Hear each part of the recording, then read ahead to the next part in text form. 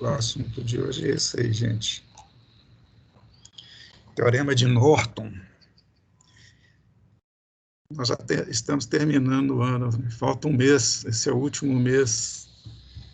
Nós temos ainda para ver esse aqui, o Teorema de Norton, pelo menos está previsto, né? O Teorema de Norton hoje,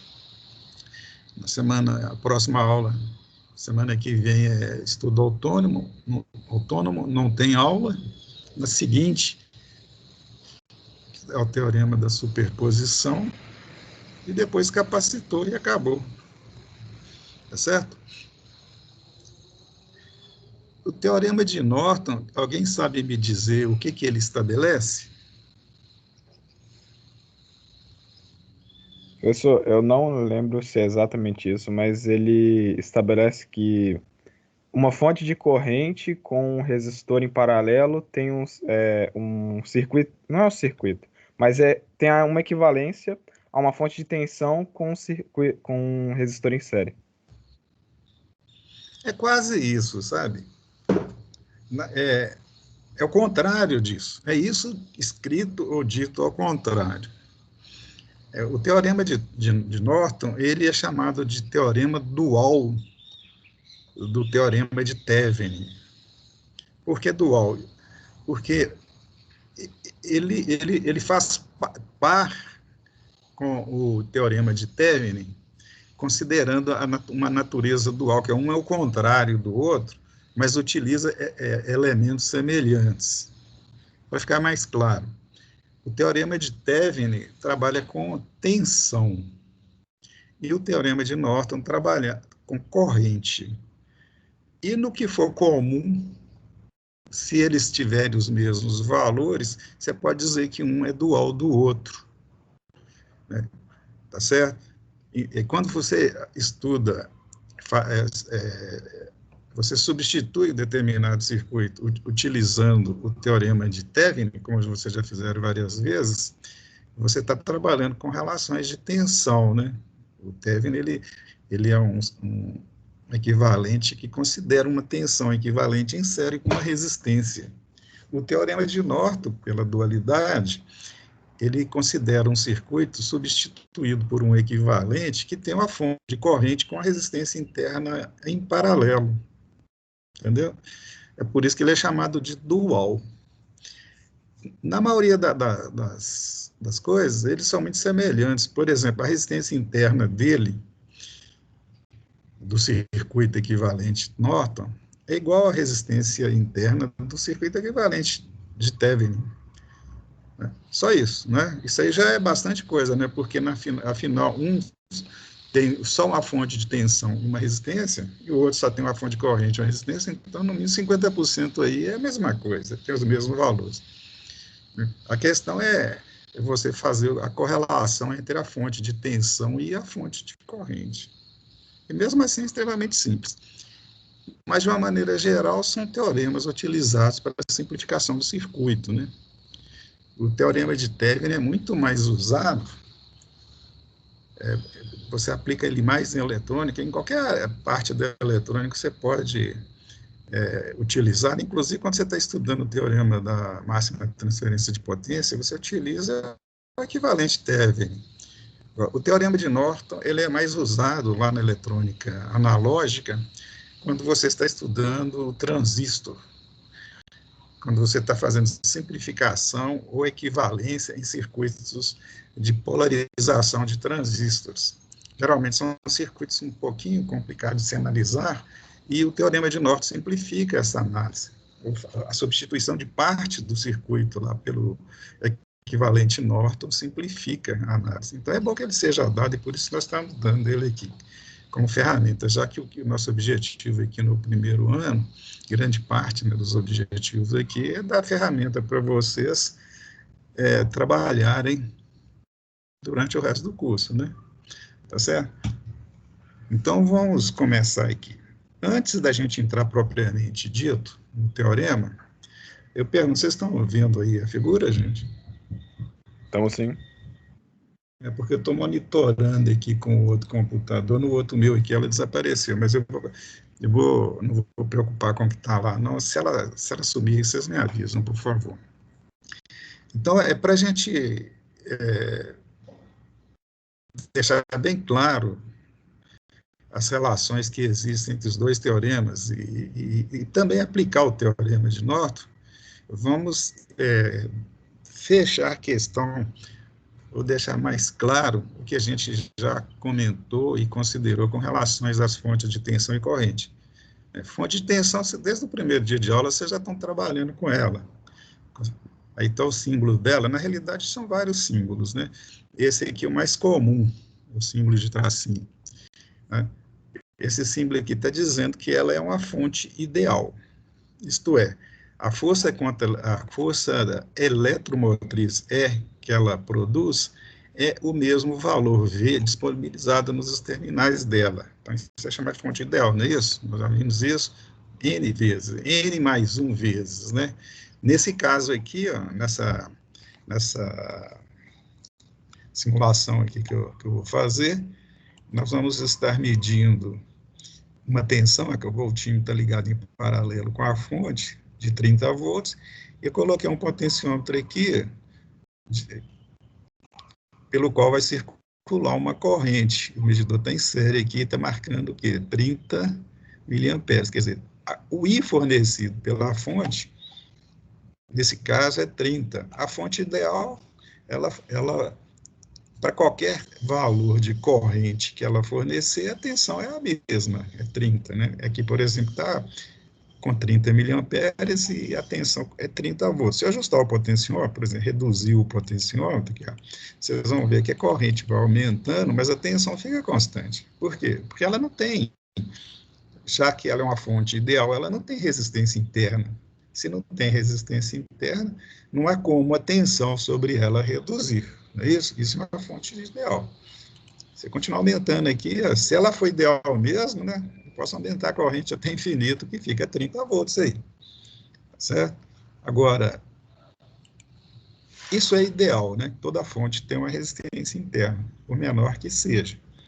Então, essa aqui é a realidade, ó, que está aí, ó. É uma fonte de tensão que apresenta em série, como você já sabe, já fizeram muitas práticas, né, ela tem uma resistência interna, né? A fonte aqui, ó, de 30 volts é a mesma. Observe que a tensão caiu aqui, ó. Isso por quê? Porque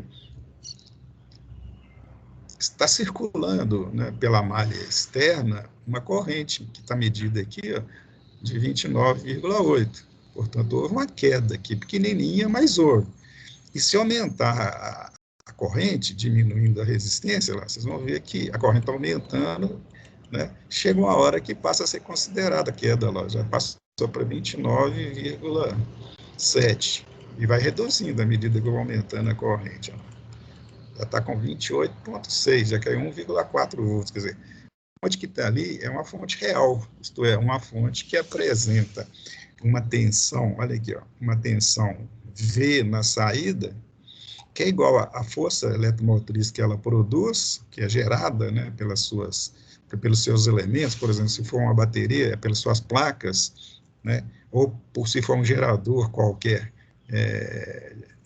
magnético, por exemplo, que gera uma tensão alternada, é a tensão produzida lá nas bobinas, né, pelo campo magnético, ou se for uma célula elétrica, fotovoltaica, é produzido pelas células dessa célula, quer dizer, é a tensão realmente gerada, né, que é o E, menos a queda, que eu estou chamando de IS vezes RS. IS é a corrente de source, fonte, e RS é a resistência interna da fonte. O S é sempre source. Né? Então, é isso aí. Ó. E menos a queda no resistor é a tensão efetiva. Aqui deu um E aqui porque já está fornecendo muita corrente, já passou do limite aqui do instrumento, tá? Vou diminuir um pouquinho para ele não ficar triste. Pronto. Tá certo? Então, é a fonte real. Isso é a fonte de corrente, fonte de tensão, desculpa. E com relação às fontes de corrente, que nós já estudamos, até agora, pelo menos aqui comigo no laboratório, nós sempre consideramos fonte de corrente ideal. Isto é, uma fonte de corrente que fornece uma corrente e ponto final. Não importa qual circuito que ela tiver. Qualquer circuito que ela no qual ela estiver ligada, quer dizer, em qualquer circuito que ela estiver induzindo corrente, ou qualquer ramo de circuito que ela estiver promovendo a circulação de corrente, o valor da corrente é constante, garantido por ela. Ela faz isso. Para isso acontecer, né, não tem que haver desvios internos de corrente dela. Só que para isso acontecer, ela tem que ter uma impedância infinita. Quer dizer, não passa corrente por ela, só dela. Entendeu? Também é uma situação que não existe na prática. Né? O que existe na prática é o que esse símbolo está mostrando aí. Ó. É uma fonte de corrente ideal com a resistência em paralelo com ela. De qualquer forma, essa fonte ela vai fornecer aqui, ó, para um circuito externo, uma corrente I constante, mas ela tem uma resistência interna que juntamente com a corrente externa, né, promove uma corrente que a gente pode chamar de corrente produzida pela própria fonte, quer dizer, similarmente à força eletromotriz de um gerador de tensão. Né? O gerador de tensão, ele gera uma diferença de potencial E, né? E a fonte de corrente promove uma corrente constante I. Tá? A fonte de tensão real que produz o E tem uma queda de tensão na sua resistência interna. A fonte de corrente real é a fonte de corrente ideal menos a corrente interna dela, que passa pela sua resistência interna. A resultante final que sobra é a corrente externa, que a gente chama de I aqui, tá certo? No caso aqui, nós estamos, só para simular, mostrando uma fonte real. Eu vou ligar a uma carga, né, que é um potenciômetro, e vai circular uma corrente. Observe bem que essa corrente aqui é de 20 miliamperes. Quer dizer que essa fonte I aqui está produzindo uma corrente e está jogando para o circuito uma corrente de 20 miliamperes. É claro que vai ter uma corrente aqui, ó. Portanto, o I é maior, o I interno, né, o I produzido internamente é maior que 20 miliamperes. É a soma do I interno no resistor RS com o I. Aliás, o I interno é a soma da corrente que passa no RS, mais o que ele vai fornecer. Né? Para simular aqui, ó, eu vou reduzir o potencial, vocês estão vendo que a corrente não modifica lá. Né? A corrente externa fica constante. É uma característica mesmo da fonte real. Só que tem um detalhe, se eu insistir muito, quer dizer, se eu aumentar aqui, ó, o que acontece? Uma hora ela deixa de ser constante, lá. Entendeu? Ela varia. Varia quase nada, ainda bem, mas variou ela. Certo? É uma fonte boa. Eu bolei um circuito aqui que dá uma característica de fonte de corrente constante com boa qualidade. Tá? Isto é, mesmo variando bastante a resistência, a corrente externa dela praticamente não varia. Tá certo? Então, isso que nós falamos aqui é fonte de corrente real. Né? O que nós temos aqui? Deixa eu ver aqui. Ó. O que eu quero mostrar aqui? Ó. Quando você olha para os terminais da fonte, o que você vai enxergar da fonte de correntes? Você vai enxergar, basicamente, uma resistência interna, porque ela produz a corrente, mas ela tem uma resistência interna. Se você olhar o diagrama aqui, ó, e considerar que você vai ligar o medidor entre essa bolinha e essa aqui, um medidor de resistência, no caso um ohmímetro, o que ele vai fazer? Ele vai verificar a resistência interna do gerador de corrente constante, ou fonte de corrente constante, em paralelo com a resistência interna real da fonte.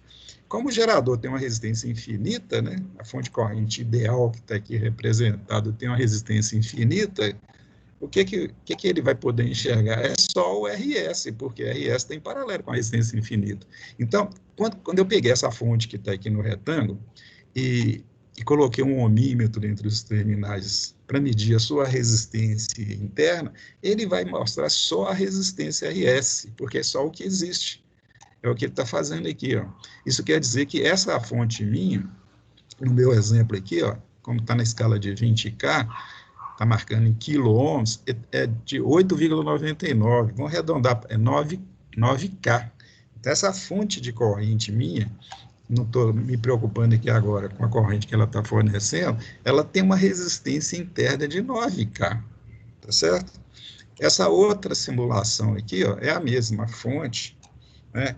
Eu continuo, olha aqui, ó, medindo a mesma resistência interna aqui, ó, observe bem, ó, tá certo? Só que agora eu quero mostrar para vocês que essa resistência interna, ela, ela está em série lá dentro da fonte com uma fonte de tensão, certo? Eu puxei o terminal da fonte de tensão, da fonte de corrente, para esse ponto aqui. Veja bem, eu puxei o terminal, só peguei o fio, né, e puxei ele para esse ponto aqui, ó, para poder medir e mostrar para vocês que toda fonte de corrente, obviamente, tem que ter uma fonte de tensão lá dentro. Como é que ela vai produzir corrente? Aí eu estou medindo a tensão. Eu só medi por quê? Porque eu puxei o terminal para cá. Porque, na realidade, a fonte de corrente só tem dois terminais. É esse aqui e esse aqui. Esse aqui não faz parte do que é disponível da fonte de corrente, não. Eu só coloquei para mostrar para vocês. Tá certo? E veja bem, a tensão lá dentro, cara, medida aqui com o voltímetro, que está na escala de 200 volts, aqui, é uma tensão de 180 volts. Então, lá dentro dessa fonte, existe uma fonte de tensão, né, um gerador de tensão que gera e disponibiliza para o circuito, que é a fonte de corrente, uma tensão de 180 volts, quer dizer, uma tensão elevadíssima, né, para os padrões da eletrônica, né, mas está lá dentro, sim, 180 volts, e o instrumento aqui está medindo, né? Agora, esse outro aqui está medindo o quê? Do jeito que eu liguei aqui, ó, entre o terminal de saída real da fonte e o ponto lá do circuito onde está disponibilizada a tensão, a resistência interna da própria fonte. Então, a fonte de corrente, ela tem uma resistência que é a sua própria resistência interna, que é a resistência que está em série com uma fonte de tensão. Então, lá dentro, para efeitos de circuito e de valores, existe uma fonte de tensão de 180 volts em série com uma resistência de 9K. Entendeu? Isso é a fonte de corrente. Toda fonte de corrente é isso. É uma fonte de tensão em série com uma resistência. Uma fonte de corrente eletrônica, ela tem variáveis. Ela tem a tensão variável conforme a corrente que ela estiver fornecendo. E com isso ela varia também a sua resistência interna, porque afinal é um divisor de tensão que tem lá dentro.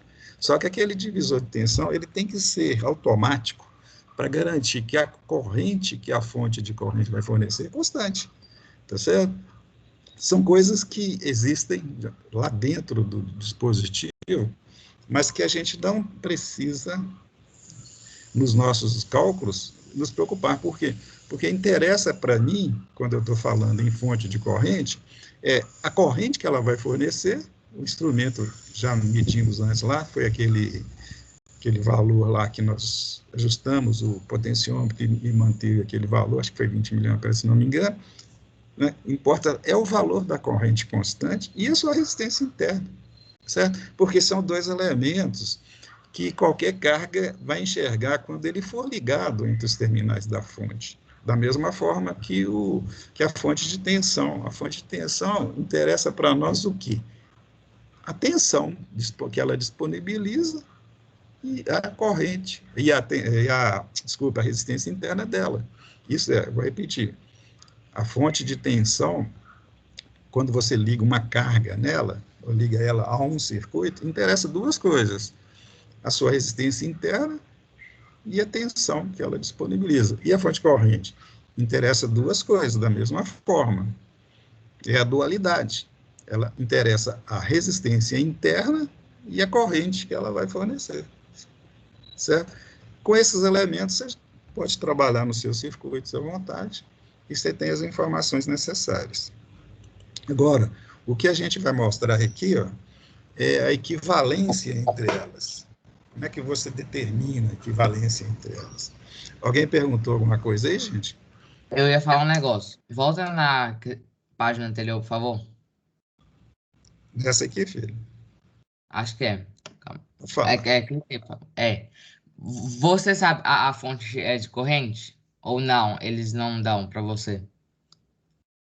Eu sei que é a fonte de corrente, mas em qual situação? Me ajuda aí.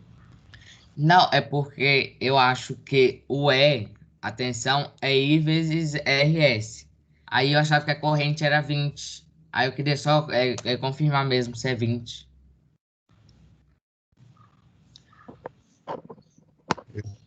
Quase querendo entender você. Ó. A fonte de corrente, ó, você vai entender melhor nessa equivalência aqui. Ó. Mas é que o E, o que eu disse, o E, você não tem essa disponibilidade, não. Né? Porque nós estamos trabalhando com conceitos. Né? A fonte de corrente, ela só tem esse terminal e esse. Não existe esse terminal. Esse aqui, ó. Então, entre esse terminal e esse, você tem o que você está vendo aqui no símbolo, uma resistência, RS, tá certo? E uma corrente que ela vai fornecer. Isso foi visto, foi aqui, ó. Aqui, ó. Aliás, aqui, ó. Tá? Aqui, o que nós temos aqui? Ó? Nós temos uma corrente aqui, ó. Arredondei para 20, tá? Então, importa isso, ó. Ela fornece essa corrente para você. É uma fonte de corrente, só que ela não tem resistência interna infinita. Ela tem essa resistência que esse instrumento vai marcar aqui. Ó. Então, quando você olha para a fonte de corrente, o que você enxerga? Você enxerga a corrente que ela vai fornecer e você enxerga a resistência ômica entre os dois pontos. É o que você precisa saber. Agora, lá dentro tem fonte de tensão? Tem que ter a fonte de tensão, tá certo? Tem que ter, senão ela não vai poder fornecer corrente. E quando você pega a fonte de tensão que tem lá dentro, né, pensa bem, o que tem lá dentro? Imagina que lá dentro tem uma fonte de tensão em série com a resistência, entendeu? E os terminais de fora são esse aqui, ó, e esse de cá. Lá dentro, veja bem, ó, segue o circuito aqui. Se você olha por esse ponto, lá dentro, você tem o quê? Uma resistência que é essa resistência que esse instrumento está marcando aqui. Ó. Então, visto do terminal I até a fonte de tensão lá dentro, tem uma resistência de 9K. Então, como lá dentro tem uma fonte de 180, naquele resistor aqui, ó, vai existir uma queda de tensão de tal forma que a corrente que ela vai fornecer vai ser a corrente dela, a corrente chamada corrente constante da fonte, tá certo? Isso fica claro aqui, ó. Se não ficar, você me fala de novo que eu explico. Olha aqui, ó. O que é que nós vamos mostrar aqui, ó? O que chama de equivalência entre as duas fontes, tá? Fonte de tensão e fonte de corrente, tá? A primeira questão, assim, quando você está pegando uma fonte de tensão ou fonte de corrente e quer verificar o seu elemento dual, isto é, se tiver uma fonte de tensão e você quer saber qual que é a equivalente de corrente, ou vice-versa, a primeira questão é, as resistências internas têm que ser a mesma, não pode ser diferente. Por quê? Porque quando você olha pelos terminais de fora, você tem que enxergar a mesma resistência, senão elas não são equivalentes. Pelo menos na parte de resistência, elas não são equivalentes. Entendeu? Então é a primeira coisa. Tá? E como é que você calcularia essa resistência? No diagrama embaixo aí tem as fórmulas, né? Mas o que eu coloquei aqui, ó, são os 3 elementos básicos que você tem que considerar para aceitar que as fontes são equivalentes. Primeiro, qualquer carga ligada entre os extremos das 2 fontes, né, deve receber a mesma corrente, a mesma tensão e desenvolver a mesma potência. Tá certo? A equivalência entre uma fonte e outra, ela digamos assim, evidenciada olhando pelos terminais externos. Quando a gente fala olhando pelos terminais externos, eu estou dizendo que é vista por qualquer carga que se ligar nos terminais externos. Então, você é a carga, você olha pelos terminais externos. Se a corrente por você é a mesma para uma fonte e para outra, portanto, como você é uma resistência constante, você é uma resistência, você não vai mudar, a não ser que você fique suado, né? Significa que a tensão ali desenvolvida é a mesma, a potência elétrica é a mesma, né? Eu sei uma brincadeirinha aqui, mas assim, qualquer carga que você ligar, qualquer elemento resistivo que você ligar, nos terminais de uma fonte e da outra, tem que estar desenvolvendo a mesma corrente, tensão e potência. Então, é o primeiro ponto. Qual que é o segundo? A resistência, conforme eu já disse, vista por um e por outro, tem que ser a mesma, tá? Por quê? Porque quando você estiver desenvolvendo um sistema, as resistências equivalentes que vão acontecer quando você insere determinada resistência, ela tem que ser a mesma. Então, quando você põe uma resistência numa fonte, a mesma resistência na outra, as 2 equivalências que vão surgir disso, numa fonte e na outra, tem que ser a mesma, senão muda todo o sistema se desequilibra. Né?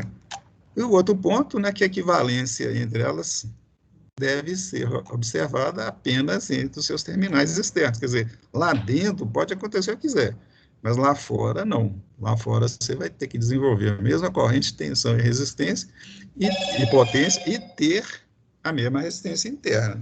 Tá certo? Sendo assim, você pode considerar que a fonte é equivalente. Agora, vamos mais um passo aqui. O Chico mandou uma mensagem aqui agora, no celular. Acho que ele esqueceu que a gente tem aula nesse horário. Tem tanto tempo que a gente deu, agora mano. A não ser que esteja aí. Está aí dentro da aula, Chico? Tá, não. Bem, gente, vamos continuar aqui. Agora vamos aplicar o teorema de Norton aqui, ó, que é o objetivo da aula, né? Eu estou falando muito, já tem meia hora e ainda não cheguei no tal teorema, né? Vamos ao enunciado do teorema. Vamos dar mais rápido. O enunciado é parecido com o enunciado do Thevenin. Olha aqui, ó. Qualquer circuito de corrente contínua, veja bem, nós estamos aplicando o teorema de Norton somente em circuito de corrente contínua. Não é que ele não possa ser aplicado em circuito de corrente alternada. Só que em corrente alternada você não usa resistências, você usa impedâncias e reatâncias. Aí ele é um pouco mais elaborado, mas o produto final é o mesmo. Então, em qualquer circuito de corrente contínua, linear, constituído por fontes de tensão e correntes independentes e elementos resistivos, né? Então, qualquer circuito de corrente contínua linear bilateral de 2 terminais pode ser substituído por um circuito equivalente formado por uma fonte de corrente e por um resistor em paralelo. É que vocês me falaram aí no início da aula, entendeu? Exatamente isso. Qualquer circuito pode ser substituído, da mesma maneira que o Thevenin estabelece lá para tensão. Então, vou tirar esse rapazinho daqui e vamos ver isso. É isso aí, ó. Isso é o que o teorema diz, tá? Graficamente falando, é isso aí, ó. Circuito linear de corrente contínua bilateral pode ser transformado nesse circuito equivalente aqui, ó. Isto é, um circuito constituído por uma fonte de corrente chamada de corrente de Norton e com uma resistência interna chamada de resistência de Norton. Como você determina isso? Da mesma forma que você teve um processo para determinar o equivalente Thevenin, existe um processo para determinar o equivalente Norton do circuito. São 3 passos, da mesma forma que o Thevenin. Primeiro passo, remova a parte do circuito para o qual deseja obter o equivalente. Aquela história, tira a carga do circuito, né? Considera que ela está fora do circuito. Segundo passo, determine a resistência equivalente entre os dois terminais considerados, desconsiderando as funções da fonte. Até agora é igual ao Thevenin, né?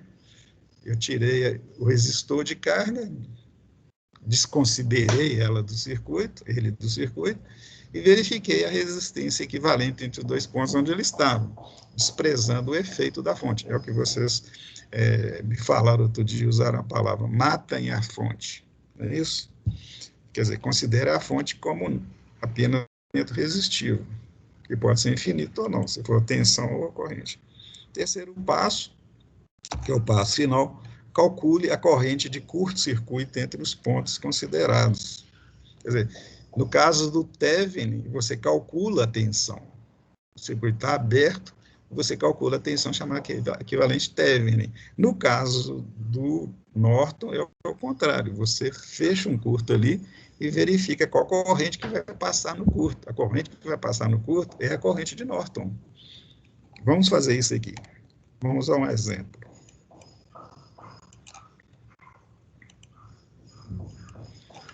Para o exemplo, gente, eu vou usar esse circuitinho aqui, que é o mesmo, é mesmíssimo que eu usei para Thevenin, não mudei nada. Eu pus um Ctrl+C, Ctrl+V aqui, eu trouxe o circuito para cá.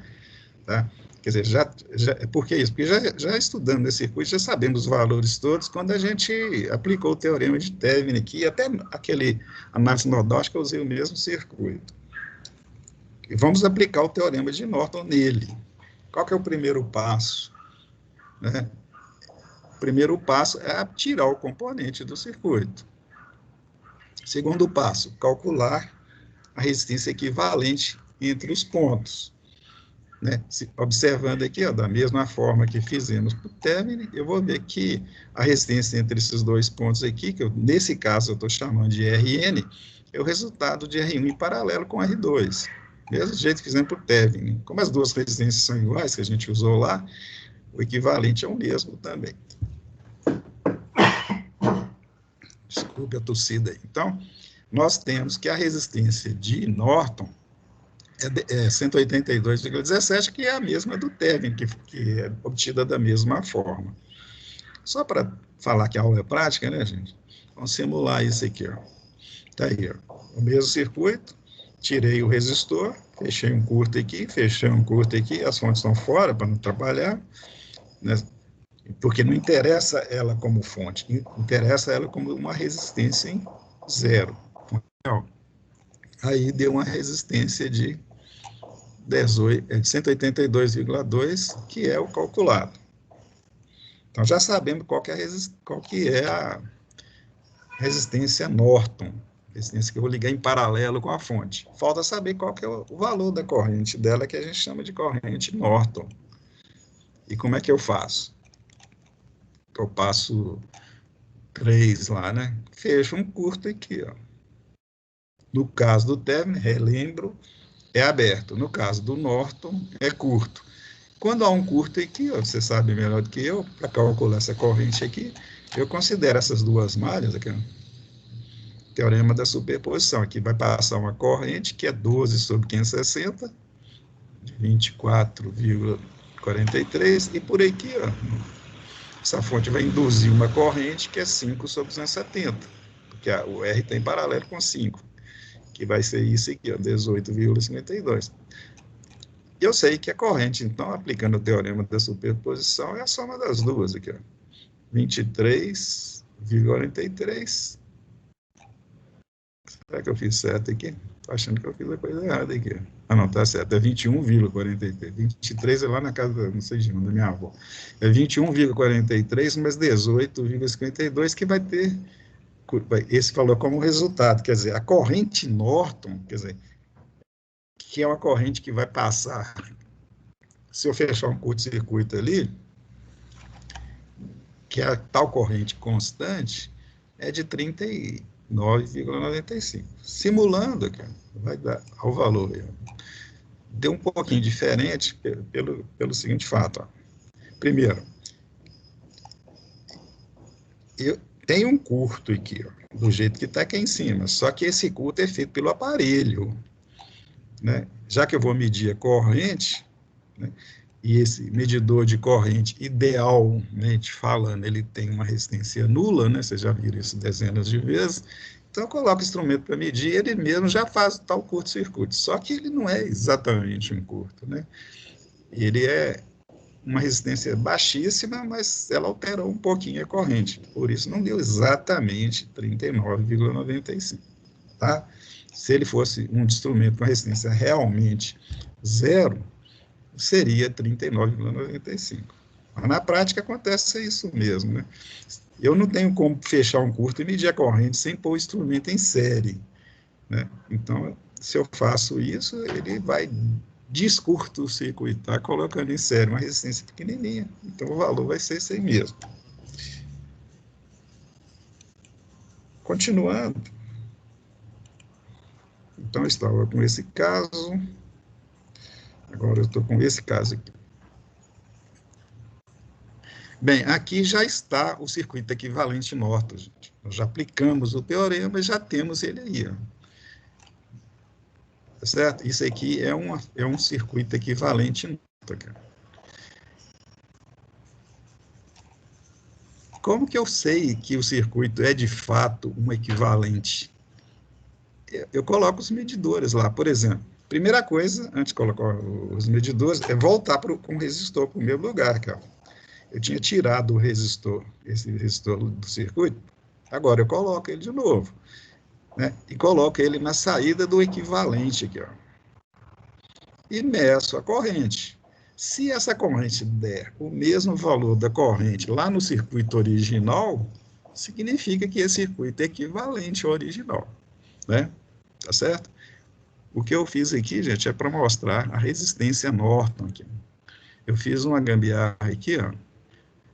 Eu fiz digamos assim, um ajeitamento aqui, de tal forma que eu possa, além de estar medindo a corrente Norton, ou a corrente na carga, desculpe, não a corrente Norton é aquela 39, alguma coisa.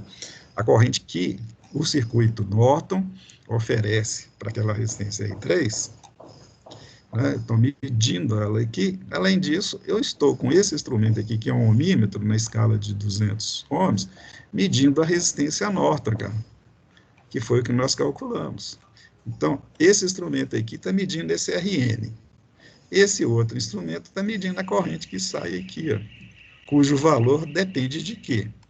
Depende da resistência externa. Não é a corrente Norton, né? A corrente Norton é medida, ela é uma corrente que está sendo produzida aqui, ó, pela fonte equivalente Norton. Só que essa corrente aqui, que é 39,95, ela vem aqui, ó, se divide, vai lá para a carga o que a carga demandar, que é 6,16, e o resto passa por aqui, ó. Entendeu? Então, é um sistema automático. Se a carga puxa mais, aqui no RN passa menos. Então, é um sistema eletrônico. Fonte de corrente, né, é um sistema eletrônico. Então, veja bem, volto lá para o circuito original. Olha aqui, ó. Eu medi lá no Norton, quando eu fechei de novo o circuito, uma corrente 6,16, se não me engano. Aqui vai ter que dar o mesmo valor, se eu pôr para simular aqui, ó. E isso vai ser medido por esse instrumento aqui. Só que esse instrumento aqui, ó, é um voltímetro, né? Mas um voltímetro ligado nos terminais de um resistor de 1K gera uma corrente, mostra ou indica, melhor dizendo, uma corrente que é aquele valor de tensão vezes 1K, né? O valor de 1K já foi escolhido propositadamente, porque se dá X volts aqui, é porque a corrente é X volts por 1K, né? Lei de Ohm. E X volts por 1K dá o quê? X miliampere, porque quando você divide volt por K, dá mili, né? Então, vai dar um valor em volt aqui, que você vai entender que é o valor em miliampere. Olha lá. Então, a corrente que está circulando, 6,2 miliamperes. Se eu tirasse o voltinho e colocasse um instrumento em série aqui, daria a mesma coisa, só que daria corrente propriamente dita, e ele teria que ser 1 miliamperino. Então, o que eu fiz aqui, ó, é comprovar a validade do teorema de Norton. A corrente está aqui, ó. A corrente no R3. Então, para fechar, nós temos aqui a seguinte situação. Eu tenho aqui, só fechando o assunto, o circuito equivalente Norton, que nós trabalhamos com ele. Ele gera uma corrente, né? Ele estabelece uma corrente constante, Norton, de 39,95 e tem uma resistência interna de 182,2 ohms. Quando eu liguei liguei, né, a uma carga de 1K, ele produziu aquela corrente 6, alguma coisa. Vamos simular aqui, vocês vão ver. Ó. Então, está dizendo a mesma coisa aqui. Ó. Lá estava com as fotos, digamos assim, do instrumento, e aqui está com os símbolos, né? Um diagrama esquemático. Certo? Bem, está aí. Agora eu quero mostrar o seguinte, o que eu quero mostrar? A equivalência dele com Thevenin. Aí eu vou estabelecer aqui o equivalente Thevenin. Esse equivalente Thevenin que está aqui é o mesmo equivalente Thevenin que nós determinamos quando estudamos o equivalente Thevenin, porque nós estudamos o equivalente Thevenin do mesmo circuito. Então, se você pegar lá seus dados, vocês vão ver que é o mesmo circuito. Né? E para fechar a questão, veja bem aqui, vamos pôr para simular. Tanto o Norton quanto o Thevenin deu a mesma corrente na carga aqui, ó, 6,16. Aqui, ó, 6,16. Por quê? Porque são equivalentes. Porque eles são equivalentes. Eu apliquei o teorema de Thevenin no circuito, apliquei o Norton no circuito. Né? Pelas regras dos dois, de aplicação dos dois, eles se tornam equivalentes. Norton equivalente a Thevenin. Tanto faz usar um ou outro. Ou se eu tenho um e quero não trabalhar com ele, trabalhar com outro modelo, é só fazer a conversão. Por exemplo, eu acho mais interessante, na hora que eu estou simplificando o circuito, usar o modelo Thevenin. Então, mas eu tenho ali um circuito Norton, eu tenho ali um circuito de fonte corrente, aí eu faço a conversão, ou vice-versa, eu posso fazer tanto um quanto o outro. Observe como é que a coisa fica simples aqui. Ó. Observe que a tensão Thevenin, ela é igual ao valor da corrente Norton vezes a resistência Norton. Tá certo? Se eu pegar, por exemplo, 39,95 e multiplicar por esse valor, vai dar esse valor aqui de tensão. Então, já faço a conversão dessa forma. Ou se eu tiver o Thevenin, quero transformar em Norton, eu pego a tensão Thevenin, divido pela resistência interna. Aí eu tenho o quê? A corrente Norton. Por quê? Porque quando eu faço isso, eu estou, na realidade, produzindo um curto virtual aqui, ó, e aplicando a tensão sobre esse resistor. Da mesma forma que nós fizemos lá com o equivalente Norton na hora de determinar o equivalente Norton. Então, quando você fecha um curto aqui, ó, a tensão fica toda sobre o RTH, eu divido um pelo outro e calculo a corrente, que é a corrente de curto-circuito lá do Norton, que eu calculei, que é o 39,95. Tá certo? Da mesma forma, né, se eu abro esse circuito aqui, ó, e vai circular só essa corrente, e se eu pego essa corrente e multiplico aqui, eu tenho a tensão que vai aparecer aqui, aquela tensão que nós medimos de 180 volts lá atrás, que é a tensão produzida pelo gerador de tensão, pela fonte interna, que é o VTH. Entendeu? Isso é uma forma da gente concluir isso, tá, gente? Então, aqui estão as expressões, ó, deixa eu fechar aqui, que eu me referi aqui, tá certo? Exatamente o que eu me referi aqui, ó. E aqui também, vou deixar aqui, que quando vocês forem assistir as aulas, vocês podem conferir. Nada mais, nada menos do que o que a gente já fez. E concluindo, né, nós temos esse aqui, ó. O equivalente de um é igual ao equivalente do outro, quer dizer, um equivalente é equivalente ao equivalente, desde que você faça essa relação aqui, ó. Tá certo? Essa tensão Thevenin seja igual ao IN vezes RN, assim como a corrente IN aqui da fonte de corrente é o VTH sobre RTH, segundo aquilo que nós vimos, porque um se considera circuito aberto e queda de tensão, e o outro circuito em curto, tá certo? E a corrente de curto-circuito, né? E fechando, nós temos essa situação aqui, ó. Os 3 circuitos são equivalentes do ponto de vista da carga. Que circuitos são esses? O circuito básico, né, aquele circuito que eu utilizei para aplicar o teorema de Thevenin lá nas aulas anteriores, que é o mesmo circuito que eu utilizei para aplicar o teorema de Norton hoje, tá certo? Esse circuito, ele é equivalente ao Thevenin, conforme já vimos várias vezes, que está aqui, ó, e é também equivalente ao Norton. Todos os 3 circuitos, visto pelo ponto de vista da carga, são exatamente a mesma coisa, porque a carga não interessa saber nada, a não ser o que acontece com ela. E o que acontece com ela vai ser a mesma coisa, tanto num circuito, quanto no outro, né? Desde que esses circuitos sejam equivalentes, da forma que nós mostramos, né? E eu posso simular aqui para mostrar para vocês mais uma vez que são. Ó, o que a carga está enxergando aqui? Ó? No primeiro circuito, 6,16. No segundo circuito, Thevenin, 6,16. E no último circuito Norton, 6,16. Então, está aí. Você pode usar indiferentemente num processo qualquer um dos 3 circuitos. Claro que deve ser usado que for mais simples para vocês, tá certo? Eu posso de um obter o outro. Eu não consigo do norte e do Thevenin obter esse aqui, porque esse aqui é mais genérico, né? Eu posso ter outras situações, mas são equivalentes.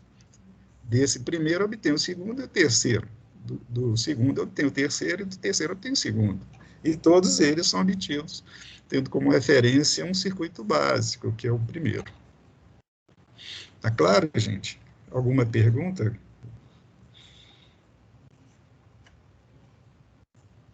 Eu conto até Tranquilo, professor. Tranquilo, professor. Então, gente, agora eu acho que eu fechei para vocês, com vocês, a questão da aplicação desses teoremas, né? Eu estou devendo agora, até o final do ano, o teorema da superposição, para a aula que vem, para a próxima aula, e o que a gente puder estudar em termos de capacitores, né? Porque capacitor, gente, vocês já estão estudando lá na teoria, vocês vão estudar capacitor a vida toda, né? No primeiro ano, a gente faz o estudo do capacitor em corrente contínua. Quer dizer, a gente entende como se processa o capacitor e o aplica em corrente contínua. No segundo ano, já com a base que vocês têm do capacitor em corrente contínua, vocês vão aplicar em corrente alternada, né? Que é a grande aplicação, né? É um dos componentes mais usados, talvez mais usado somente, que ele é só o resistor. Então, praticamente todo circuito tem resistor, de uma forma ou de outra, e a maioria, a grande maioria, não todos, mas a grande maioria, tem capacitor. É o segundo componente mais usado em corrente alternada.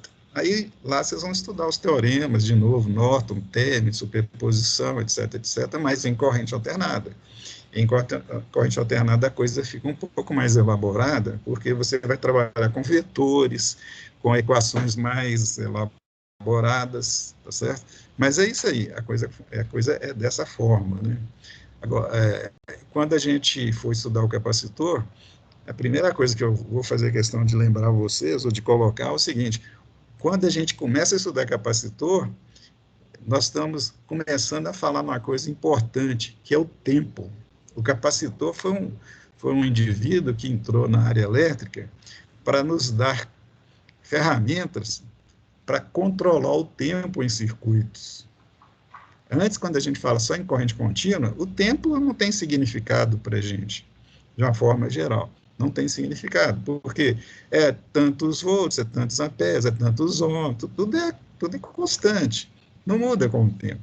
O capacitor é diferente. O capacitor, pelo fato dele, ao carregar ou descarregar, fazê-lo no intervalo de tempo, permite que eu o utilize na hora de determinar ou controlar o tempo. Então, ele é o grande achado, né? É o dispositivo que nos leva a poder trabalhar com modificações de tempo em circuito. E em corrente contínua a gente evidencia muito isso, tá certo? Mas aí é um assunto para aula específica, tá certo? Vamos fechar aqui. Estou à disposição para qualquer pergunta. Parei a gravação.